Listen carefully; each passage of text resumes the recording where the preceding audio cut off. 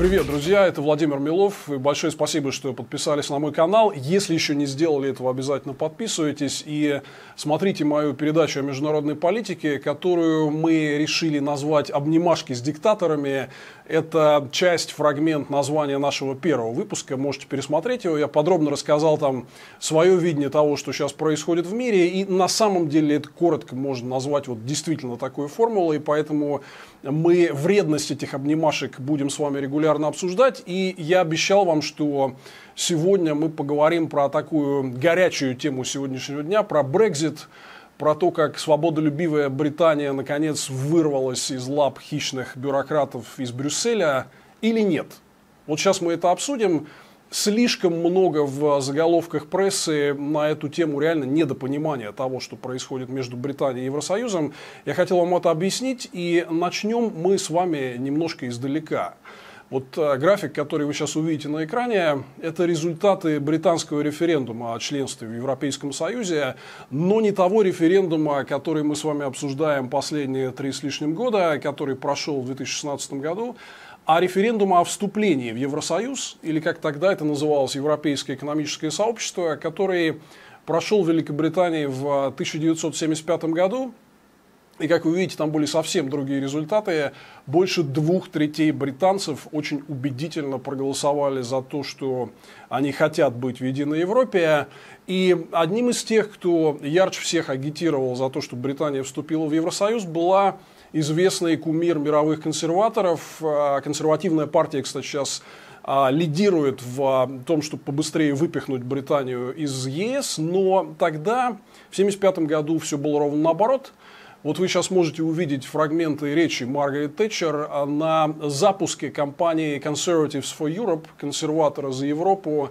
Консервативная партия тогда выпрыгивала из штанов, агитируя за членство Британии в Евросоюзе. И вот только посмотрите, какими фразами изъяснялась Маргарет Тэтчер на эту тему. Мы всегда были, будем вместе с Европой, только смерть разлучит нас, ну вот что-то такое, да, и жили счастливы и умерли в один день.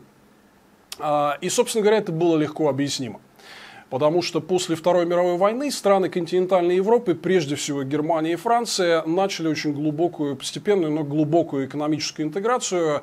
Сначала они создали так называемый Союз угля и стали. Это сеть торговых соглашений, которая впоследствии привела к созданию Европейского экономического сообщества и Евросоюза в том виде, каком мы его знаем. И это сразу открыло огромное преимущество. Когда вы создаете общий рынок, вы убираете торговые барьеры, барьеры для перемещения людей, для перемещения капитала. Сразу выясняется, что у вас появляется то, что экономисты называют занудным термином мультипликативный эффект. Синергия. И вот эта синергия проявилась в Европе в полной мере, в то время как Британия оставалась на периферии Европы. И вообще-то в 70-е годы, когда она приняла решение в ЕС вступить, ее называли, был такой широко известный термин, «больной человек Европы», «sick man of Europe». Кстати говоря, вот сейчас в связи с настойчивым, навязчивым желанием Великобритании выйти из ЕС, всплыла эта фраза снова, и сейчас ее очень часто употребляют применительно к той неопределенности, которая есть по поводу того, что будет с Британией после выхода из Евросоюза. Маленькая отколовшаяся страна с вновь возведенными барьерами и огромным количеством трудностей. Вот появилось много заголовков, которые говорят о том, что Британия становится вновь снова больным человеком Европы. Так вот, разницу в классе вы можете увидеть, собственно, на одном графике. Вообще, я, кроме этого графика, мог бы больше ничего и не показывать. Это график, который описывает все отношения Британии с Евросоюзом и что между ними произошло. Это график динамики номинального ВВП Великобритании в долларах, начиная с 60-х годов и по нынешний день. И вы сейчас увидите его на экране. Этот график свидетельствует об одном. Пока Великобритания в 1973 году не вступила в ЕС, ее ВВП находился на плоском и довольно периферийном уровне, где-то в районе 200 миллиардов долларов.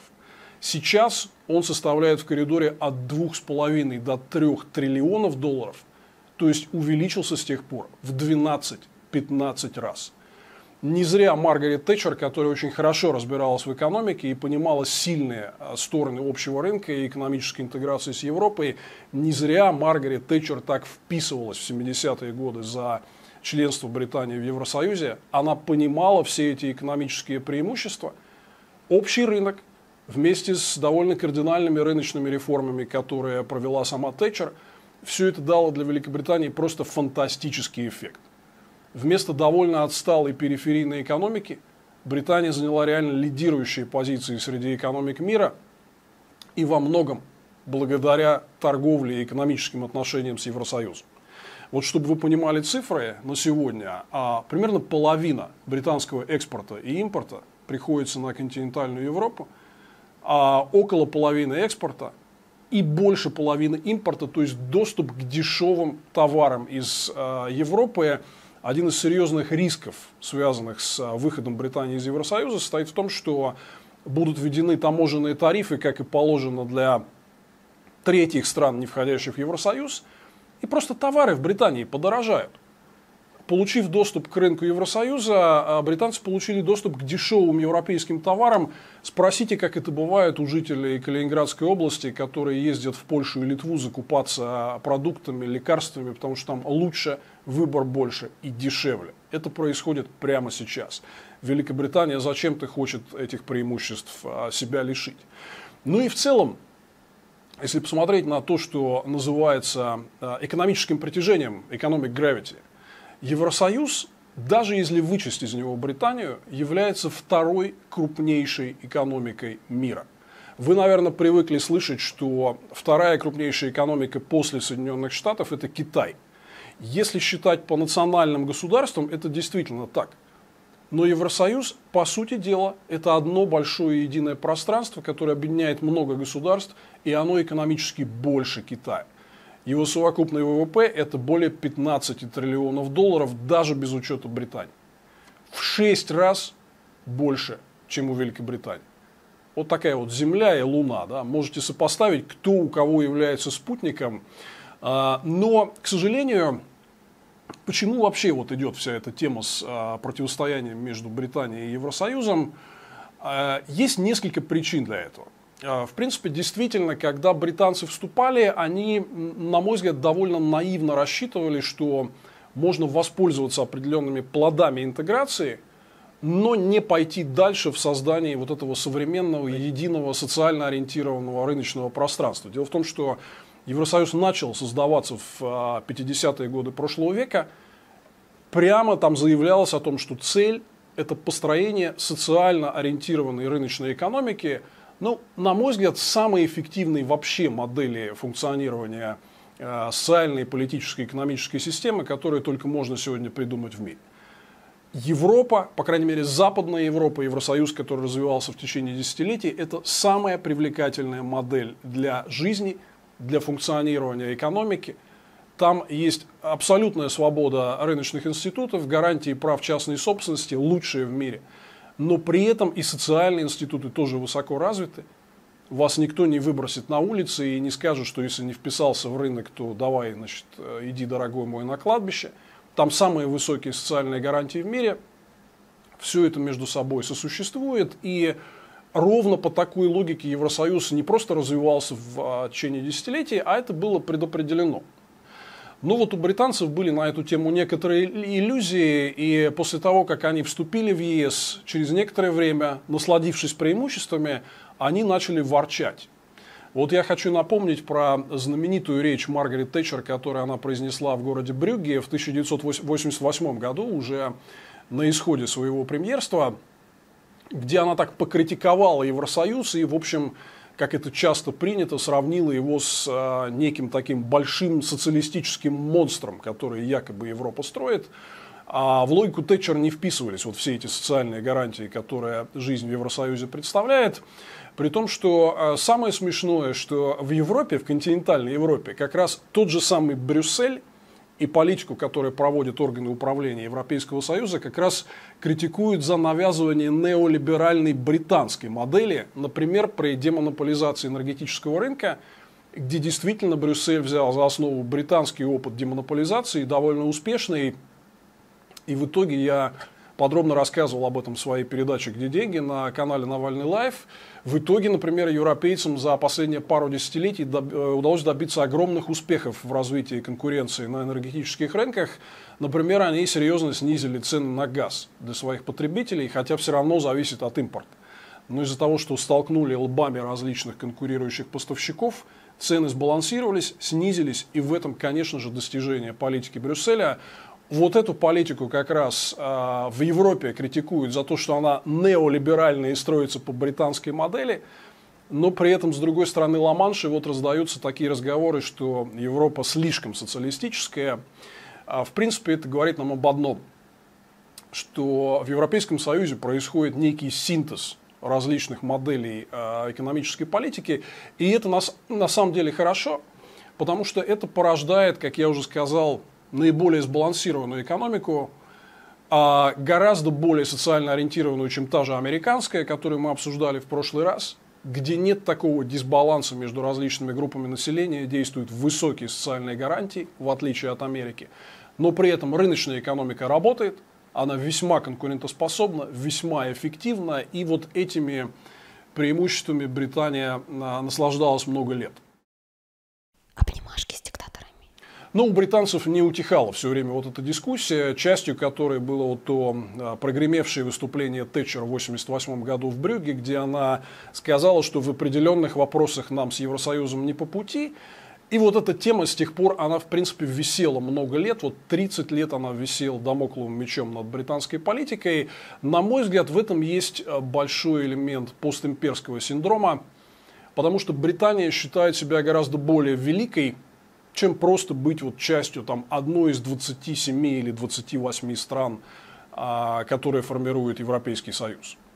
Британия всегда считала, что она должна играть какую-то более серьезную роль, что она является донором, датирует Европейский Союз. Кстати, вот про дотации, если смотреть на реальные цифры, а не ту риторику, которую постоянно озвучивают люди, агитирующие за выход Британии из Евросоюза, да, Британия была донором, но не в супер больших масштабах. Нетто-донорство это было типа в пределах 10 миллиардов фунтов. В обмен на это Британия получала огромное преимущество по доступу к общему рынку товаров, услуг и капитала, о котором я говорил. И еще одна проблема, которая постоянно подогревала вот эти разговоры о том, что якобы нам невыгодно членство в ЕС, это свобода миграции, свобода перемещения людей внутри европейского сообщества. И здесь как раз вот можно посмотреть на факты, и вот вы сейчас увидите на экране график, который показывает за последние 15-20 лет, откуда больше всего приехало людей в Великобританию. Это вот, собственно, вот эта мигрантская популяция. Здесь, во-первых, видно две вещи. Сначала мы видим то, что вот люди, которые приезжают из-за пределов Евросоюза, это никакие не беженцы из Сирии, которых рекомендовал принять Брюссель там, и так далее, а это выходцы из бывших британских же колоний. Прежде всего из Индии, Пакистана и Нигерии, которые доминируют вот в этом списке. Вообще я хочу сказать, что когда вы приезжаете в Евросоюз и видите там много мигрантов, выходцев из Азии и Африки, вы должны понимать, что подавляющее большинство этих людей присутствует в Европе не потому, что их пустил туда Брюссель и Евросоюз, а потому что это последствия колониальной политики вот этих имперских держав, Британии, Франции. Они привозили массово этих мигрантов. Это все, приток этого мигрантского населения начался еще в середине 20 века. В основном эти мигрантские популяции вот имеют происхождение оттуда. Ну, а второе, что касается новых мигрантов, приехавших в Британию, вот еще раз покажите этот график, это прежде всего выходцы из таких стран, как Польша, Литва или Румыния. Надо сказать, что они, во-первых, достаточно хорошо работают. Во-вторых, их труд стоит гораздо дешевле. То есть Британия очень серьезно сэкономила свои издержки на том, что приезжали работники, выходцы из других стран Европы, снижали стоимость труда, давали возможности Британии ускорить экономический рост. Один из очень серьезных рисков, который сегодня обсуждается в связи с выходом Британии из ЕС, это то, что вот значительная часть этих европейских мигрантов будет вынуждена уехать, и труд в Британии сильно подорожает. Друзья мои, это совсем не та история, которую мы видим сегодня на улицах наших российских городов. Это не мигранты из Таджикистана и Киргизии, которые метлами, значит, что-то там метут, рассыпают реагенты и перекладывают бордюры. Это совсем другая история. Рабочие силы из той же Польши и Литвы – это высококвалифицированная рабочая сила, приток которой давал Британии серьезное экономическое преимущество, и сегодня это под угрозой. Но, тем не менее, вот эта мигрантская тема, она вообще горячая в мире, она постоянно везде муссируется, и во многом вот это беспрецедентное соприкосновение разных масс и разных этнических групп, оно, в принципе, является сегодня одним из истоков вот этого отката от глобализации, который мы наблюдаем. Это объективное явление. Понятно, что люди, когда видят вот много чужих, кого они видеть в своем окружении и в своем спальном районе не привыкли, ну, люди напрягаются, возбуждаются, это довольно естественно, и, конечно, на это все нужно давать ответ. Ну вот я сейчас объяснил вам только что картинка с миграцией в Британии, она вовсе не такая, что плохой Евросоюз открыл границы и все стало ужасно. Наоборот, от миграции Евросоюза Британия очень сильно выиграла. Она получила довольно дешевую, но при этом квалифицированную рабочую силу из Восточной Европы. Хотя тема, конечно, это горячая и будет муссироваться вечно. И вот еще какой момент я хотел отметить. Британия отличается от тех же стран континентальной Европы вот чем. Что там не так влиятельна так называемая мейнстрим, какая-то серьезная деловая пресса. Пресса, которая анализирует факты, сопоставляет их с реальностью и, в общем, пытается дать какую-то более-менее объективную картину жизни. То есть, условно говоря, вот известная британская, известнейшая газета The Times, она, если не ошибаюсь, там где-то 5-я по уровню, объему тиража и уровню циркуляции в стране, а лидирует в повестке дня и формирует общественное мнение там пресловутые таблоиды. Это вот те самые, которые, я извиняюсь, печатают голых баб на первой странице. Ничего не имею против, но голые бабы это одно, а все-таки серьезная аналитика по поводу того, что происходит, это совсем другое. И вы, к сожалению, те, кто следил за этим, могли увидеть, что вот эта вот основная, наиболее тиражная британская пресса, которая состоит из таблоидов с их очень примитивными месседжами, она в абсолютно карикатурном виде описывала то, что из себя представляет Евросоюз, как каких-то отдаленных от жизни бюрократов из Брюсселя, нереальных реформаторов, которые построили очень эффективный, огромный единый рынок с самыми лучшими условиями для жизни и для осуществления экономической деятельности в мире. А вот как группу каких-то абсолютно далеких от жизни бюрократов, которые не ведают, что творят, они вот что любят еще делать?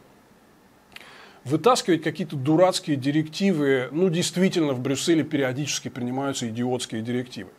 Везде принимаются идиотские директивы. В Британии не меньше принимается идиотских директив. Более того, многие из вас, которые любят поругивать Брюссель за какую-то там чрезмерную бюрократизацию, даже вы в своей жизни очень часто принимаете дурацкие решения. Ничего страшного. Есть нормальный демократический механизм, как это исправить. И в Европе на самом деле выстроены на сегодня, на мой взгляд, наиболее сбалансированные и эффективные демократические институты управления.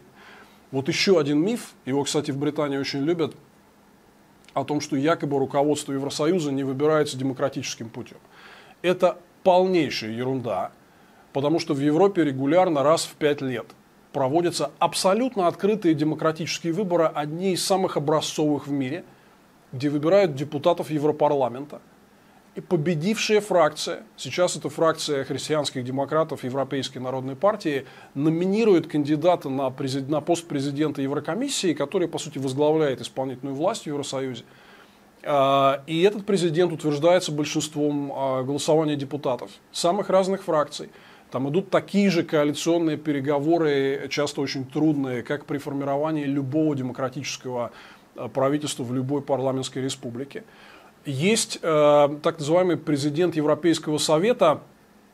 Это лицо, которое координирует переговоры между главами государств, входящих в ЕС. И он выбирается голосованием вот этих самых демократических глав правительств стран Евросоюза, которые в свою очередь выбирают своим населением на демократических выборах. Это все супер демократично. В отличие, например, от истории с избранием премьером Великобритании Бори Джонсона, который никогда не избирался ни на каких выборах. Ни на каких выборах. Его избрали голосованием члены консервативной партии. Избиратели в Британии не голосовали за то, чтобы Борис Джонсон был премьер-министром. Это надо учитывать всем, кто говорит, что вот в Британии демократия, а в Евросоюзе якобы ее нет. На самом деле все немножечко наоборот. Ну и еще одна причина вообще, зачем британцы всю эту историю затеяли с выходом. В принципе-то, если исторически посмотреть, то, по сути дела, Дэвид Кэмерон, который объявил референдум о выходе из Евросоюза, он рассчитывал на что? На такое относительно легкое повторение истории с референдумом 1975 года, когда он заткнет всех критиков ЕС, вот там сохранение членства в ЕС триумфально победит. И как мы видим, вот на этом графике видно, например, что до референдума 2016 года о членстве в ЕС, в общем-то, большинство симпатий было на стороне того, чтобы в ЕС остаться. Потому что это разумно, потому что это единственно правильный выбор. Но, во-первых, там накопилось некое недовольство самыми разными вещами. Недовольство экономической ситуацией, недовольство миграцией, там, много еще чего. Недовольство своим неэффективным британским политическим классом. И очень многие люди, когда результаты референдума с небольшим преимуществом отдавшего победу сторонникам выхода из Евросоюза, когда эти результаты были опубликованы, то очень многие говорили: ой, а мы же, в общем, так не хотели. Мы не хотели реально выхода из Европы. Мы хотели просто показать фигу своему правительству, что оно что-то делает не так. Своему правительству. Не Евросоюзу, а своему правительству. И, к сожалению, вот использование этого референдума как протестного голосования вот дало такой неожиданный результат. Я хотел сказать пару вещей, также еще одном факторе, который внес вклад в это дело. Это амбиции политиков, которые прекрасно знали, что они приносят Британии вред своей агитацией за выход из Евросоюза. Но они делали это сознательно, потому что хотели свалить правительство Дэвида Кэмерона и просто тупо сами прийти к власти. На волне вот этого недовольства, антимигрантских настроений.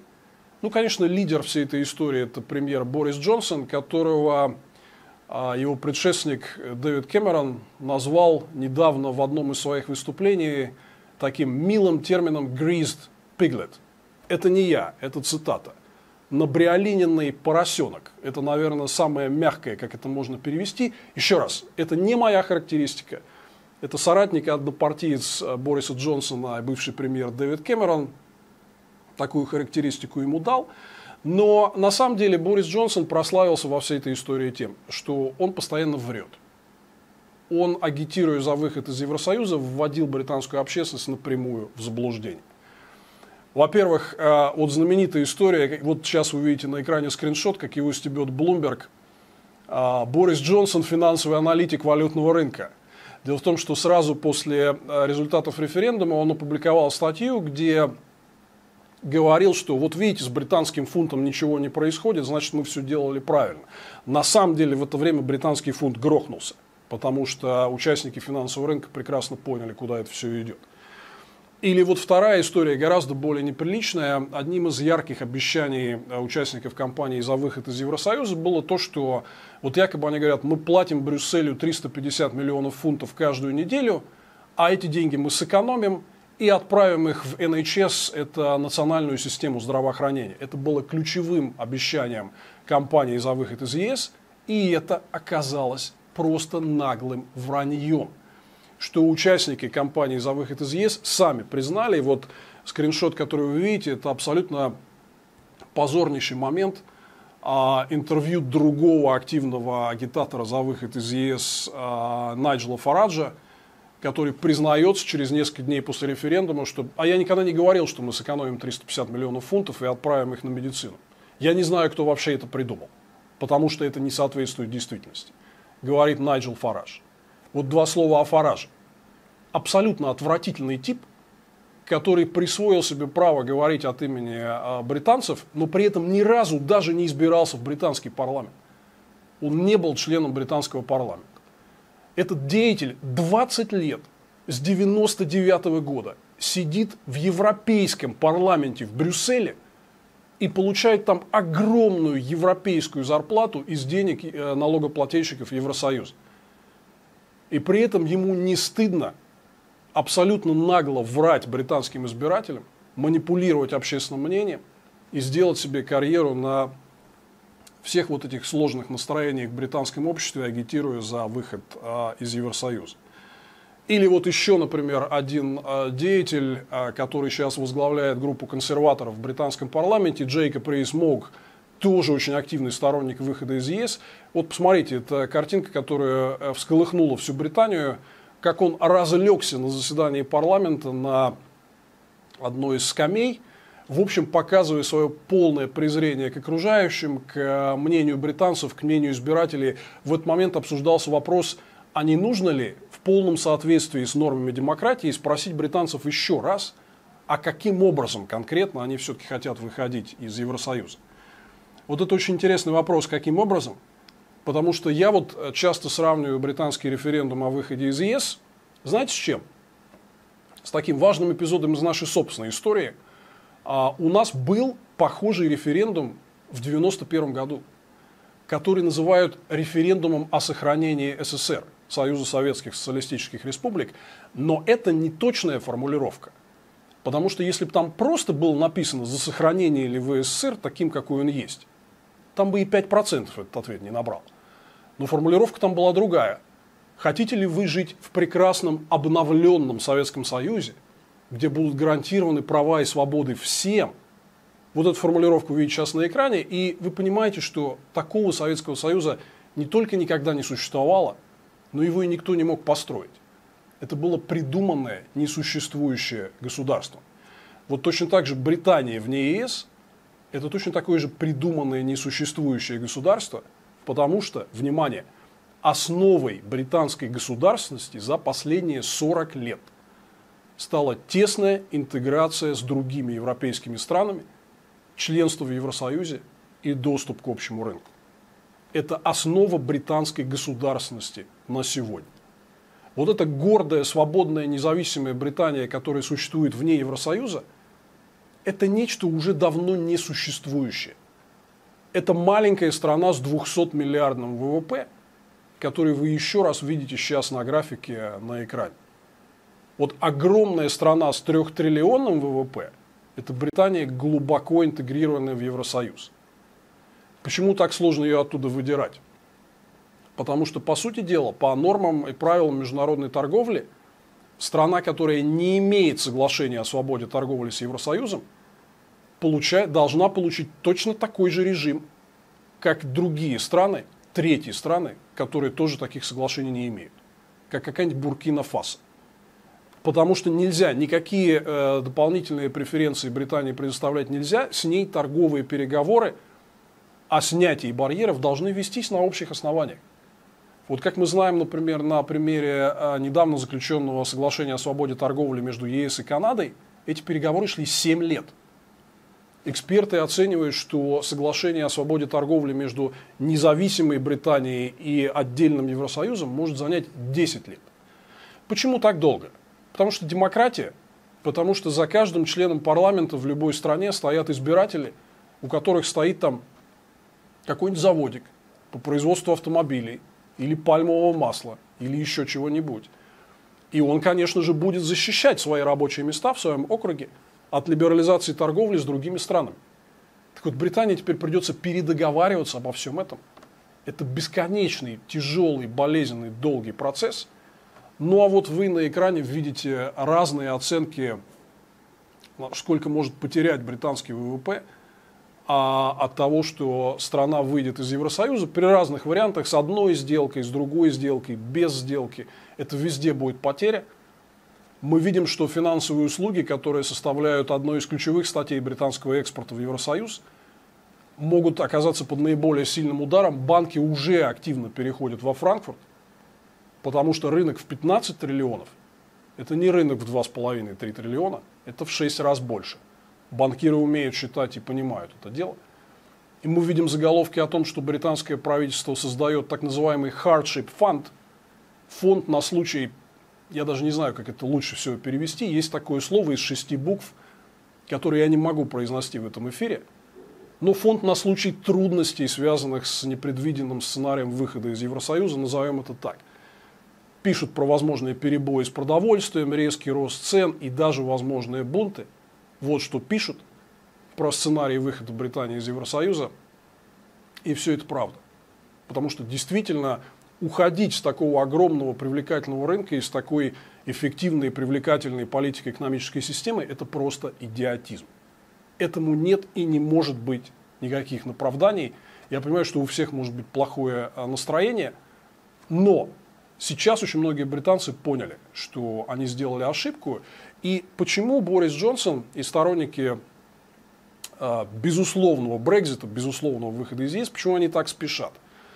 Потому что они понимают, что если довести дело до второго референдума, а как, собственно, каким образом выходить и какие у британцев преференции, то вы можете получить совсем другое голосование после всех этих лет. Очень многие люди уже поняли свою ошибку и теперь проголосуют за то, чтобы остаться в ЕС. Более того, я в последние недели несколько раз ездил в Европу и встречался там с высокопоставленными европейскими политиками. Там доминирует такое мнение, что очень вероятно, что Британия в итоге останется. Потому что сейчас они что сделали? Они назначили на 12 декабря досрочные парламентские выборы, но внятного результата нет. Вот как вы видите на экране, примерно 2/3 британцев считают, что скорее всего эти выборы приведут к зависшему парламенту, который не сможет ничего толком решить. А это неудивительно, потому что не только у Бориса Джонсона, лидера консерваторов, но и у лидера лейбористов, главной оппозиционной партии Джереми Корбина, у них у обоих огромный антирейтинг. Вот вы видите цифры на экране про это соревнование жабы и гадюки. Отдельно хотел сказать про Джереми Корбина два слова. Действительно, в отличие от американских демократов, про которых мы говорили в прошлой передаче, вот Джереми Корбин, лидер лейбористов, это действительно абсолютно ужасный левак и марксист. Кстати говоря, да, в общем, довольно открыто ненавидящий Единую Европу и современный демократический мир. Большой любитель диктаторов, коммунистов типа Чавеса и Мадуро, которого он очень любит публично защищать от западных санкций. Кстати говоря, стратегическим советником, главным советником у Джереми Корбина является Шимус Милн. Очень такая отвратительная еще тоже фигура в британской политике, которую вот один из заголовков называет его ручной сталинист Корбина. Действительно человек, который симпатизирует всяким диктатурам. Вот вы его сейчас видите на одной из тусовок с Путиным в Сочи, куда он любит ездить. Вот такие люди руководят главной оппозиционной партией лейбористской. Неудивительно, что при такой, в общем, деградации британского политического класса, вот ситуация зашла так далеко, что не нашлось никого, кто смог бы спасти Британию от этого глупого решения по выходу из ЕС. Есть ли альтернатива? К сожалению, при британской системе выборов, когда там 100% депутатов избирается по мажоритарным округам, одномандатным, в общем-то, большой альтернативы нет. Потому что вот эти вот округа, так называемые constituencies, они более-менее всегда голосуют одинаково. Кроме этого, там случилась такая серьезная история, что в последние годы места лейбористов в Шотландии стала отбирать шотландская национальная партия, что, по сути дела, в общем, говорит о том, что лейбористское правительство как таковое вместо консерваторов вряд ли вообще возможно. Кстати, вот лидер шотландских националистов Никола Стёрджен, кстати, довольно разумный политик, который является сторонницей сохранения в Евросоюзе, и Шотландия проголосовала за сохранение в Евросоюзе довольно заметным большинством. И, собственно говоря, Никола Стёрджен говорит о том, что она отрицает коалицию с лейбористами в будущем парламенте, так что, скорее всего, по итогам выборов 12 декабря в Британии мы не получим ничего нового. Скорее всего, мы получим зависший парламент, который точно так же не сможет определиться с тем, что делать дальше по поводу Брексита. Ну а что остается дальше? А дальше остается ждать, пока на арену выйдут какие-то вменяемые силы, которые выйдут, стукнут кулаком по столу и скажут британцам, в общем-то, теми же словами, что и Маргарет Тэтчер в 1975 году. Нас не разорвать с Европой. Все, кто это делают, это плохие люди, которые обманывают британцев. Ничего хорошего в выходе из Евросоюза не будет. Нужно оставаться. И нужно проводить повторный референдум, из которого, в общем, будет ясно, что британцы не хотели того, за что они проголосовали, и передумали. Я думаю, что так или иначе все сдвинется в эту сторону, потому что негативные последствия у выхода Британии из Евросоюза уж слишком серьезны. А здравый смысл в Британию, по счастью, еще не исчез. Вот вы видите кадры регулярных миллионных демонстраций в Лондоне, марши за Европу, где британцы с чувством собственного достоинства и здравого смысла выходят и говорят, что мы хотим быть частью единой Европы, и мы не сдадимся в этой борьбе. Нам остается только пожелать им успеха. А один из моих любимых слоганов на этих демонстрациях — это «Fromage, not Farage». Найджел Фараж — это один из лидеров кампании за выход из ЕС, о котором мы уже говорили, и который 20 лет сидит в Европарламенте. А «le fromage» — это сыр по-французски, который мы все с вами любим, и британцы любят, и это правильно. Французский сыр — это лучше мифической британской независимости. Глупо возвращаться в 21 веке, когда единственным ответом на вызовы глобализации является экономическая интеграция, свобода перемещения товаров, услуг, людей и капитала. Глупо цепляться за идиотские концепции суверенитета из 19 века. Мы давно уже не в 19 веке. Мир по-другому устроен. И вот как он устроен по другую сторону Ла-Манша, мы поговорим с вами в следующей передаче и обсудим вот этот пресловутый Евросоюз, по поводу которого сломано столько копий, что в нем плохого, ну и самое главное, что в нем хорошего. Это программа «Обнимашки с диктатором» с Владимиром Миловым. Подписывайтесь на мой канал. И если вы хотите немножко задонатить нам на продакшн, связанный с выпуском этой передачи, там все есть реквизиты на моем YouTube-канале. Ждем вас в следующий раз и обсудим, что происходит в пресловутом Европейском Союзе. Спасибо.